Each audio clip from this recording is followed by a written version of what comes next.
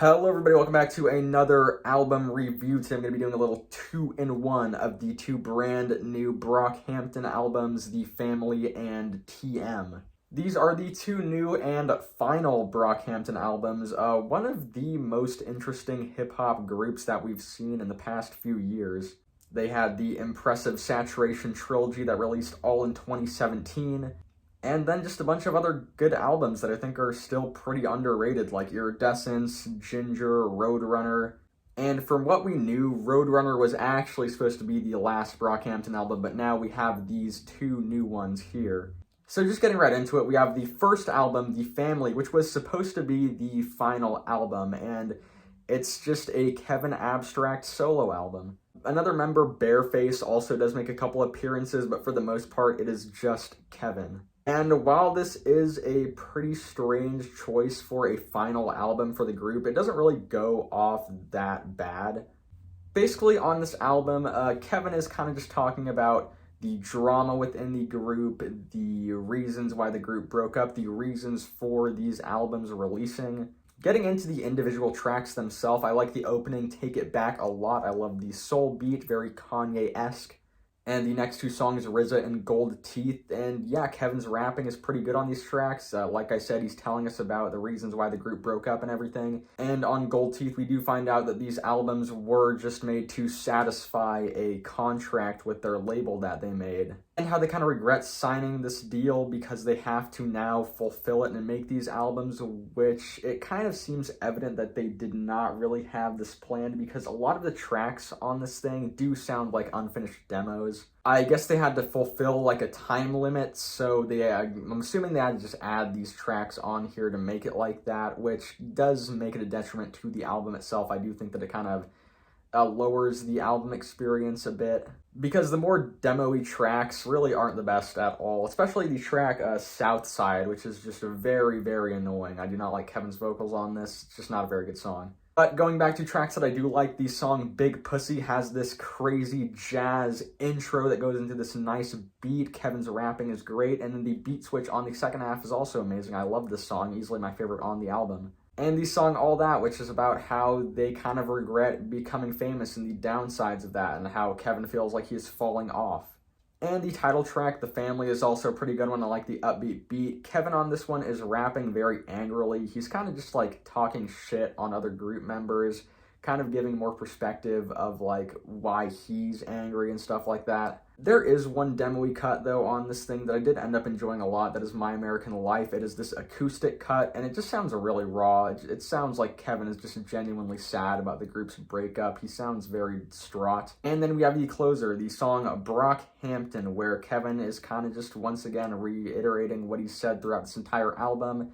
On the back end, he's kind of like shouting out all the other members, and it's a very sweet outro, very sad one. I was sad hearing this.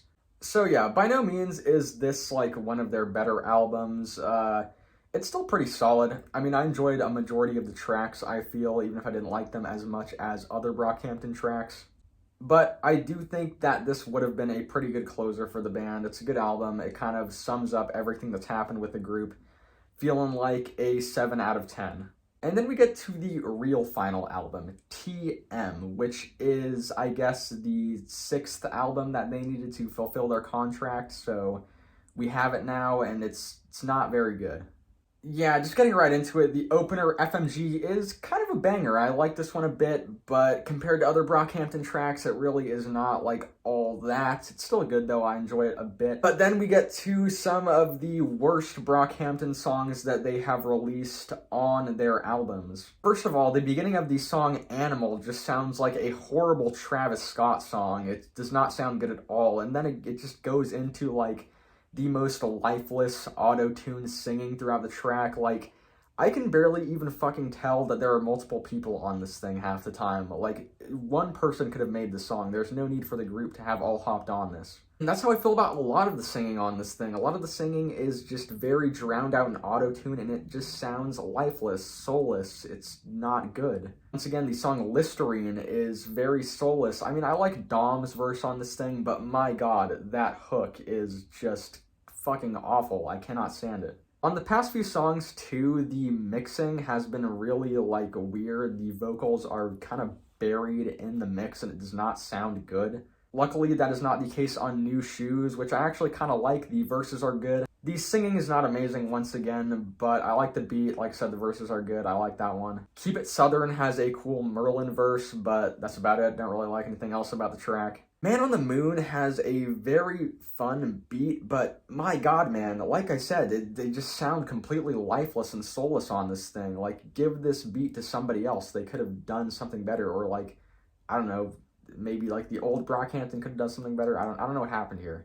The next two songs, though, I do like, starting with Better Things, which is just a very pretty song. I like the verses on this thing. I like Joba's outro. It's just a nice song. And then the song Crucify Me, which is easily the best song in the album. Joba's chorus is great. It's catchy. All of the rap verses are great. The song is very emotional. And yeah, like I said, easily the best one. But then after that, it's kind of just back to the soulless and lifeless singing on the songs Duct Tape and Always Something. These songs are just very, like, unremarkable. I really have nothing to say about them. And then the closer, Goodbye, which I'm a bit conflicted on. I kind of like it. It's kind of a cute song, but then again, it's just really an underwhelming finish. I don't know, just not too crazy about it, kind of conflicted about it. So yeah, not much to say about that one either. Yeah, this is easily like the worst album that they've released yet. I thought it was significantly less interesting than The Family and anything else that they've ever done except All American Trash, or whatever that first tape is called. Gonna give it a 5 out of 10, sadly. But yeah, those are my opinions on the two new Brockhampton albums. Not a very strong finish, in my opinion. I wish that we could have gotten something better, but like I said, they talked about how they did it to fulfill the contract, how they just needed to do these. So yeah, I mean, it kind of makes sense, but still, as a fan of the band, I wish that they could have gone out with, like, a bigger bang. Thank you for watching this video. Tell me what you thought about the albums in the comments. Do you agree with what I said? Do you disagree? Yeah, like, subscribe if you enjoyed the video, and I'll see you next time.